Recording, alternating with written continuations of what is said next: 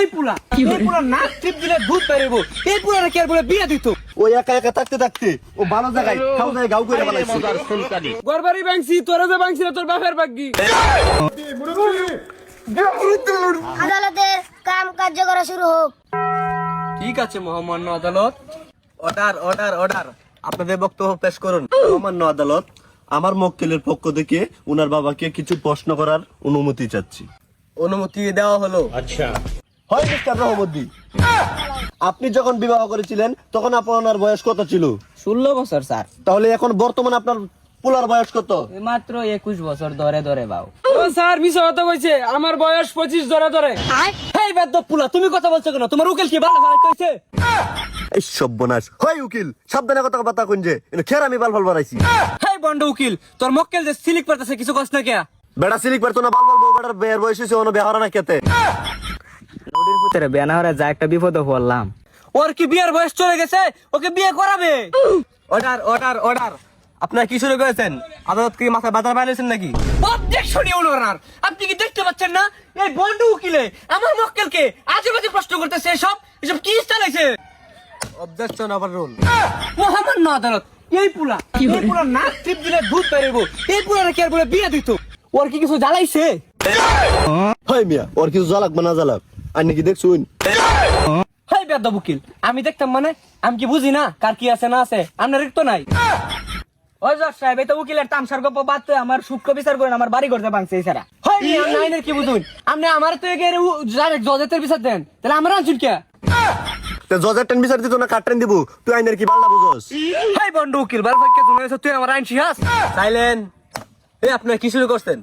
মহামান্য আদালত, আমার মক্কেল রহমদ্দির পুলা এই ভন্ড এই 2 নাম্বার ছেলে ওকে বাড়ি ঘর ভেঙে চুরে একনাশ করতেছে, কারণ তাকে নাকি বিয়ে দিতে হবে।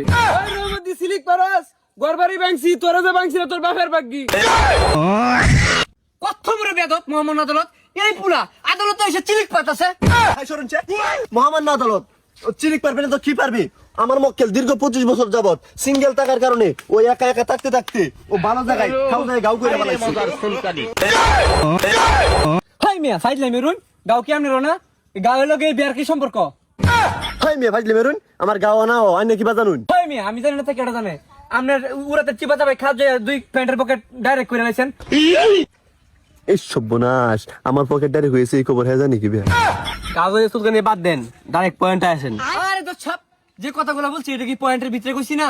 আর এই পুলারে কি এখন বিয়া করান যাইবো? বয়স হইছে আর? হাই মিয়া, আমার মক্কেলের বিয়ার বয়স হয়েছে না তো কার বিয়ার বয়স হয়েছে? আজকে যদি ওকে বিবাহ করানো যায় আগামী 4 মাসের মধ্যে আপনার মতন উচিত 4টা জন্ম দিবি। এটা কি ডাকো? আই সর্বনাশ, আমার ভূতে 3 মাসে সাইডটা হইলবো। আমি যে অত বছর ধরে বেহলাম, আমি তো হইতালাম না একবার 3 মাসে সাইডটা। এই এগুলো বাদ দেন, বিয়ে আইছে না কেন এটা শুরু করে দিয়েছেন? ওই উকিল তোর বাপ বন্ধু রহমদ্দি ওর বিয়ে করবে না করে চলে কো।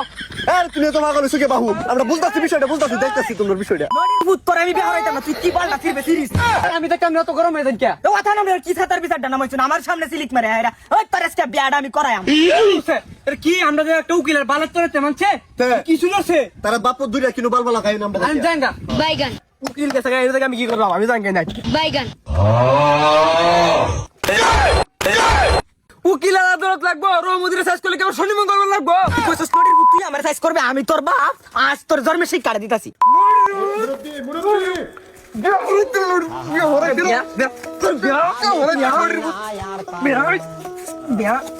বাইগান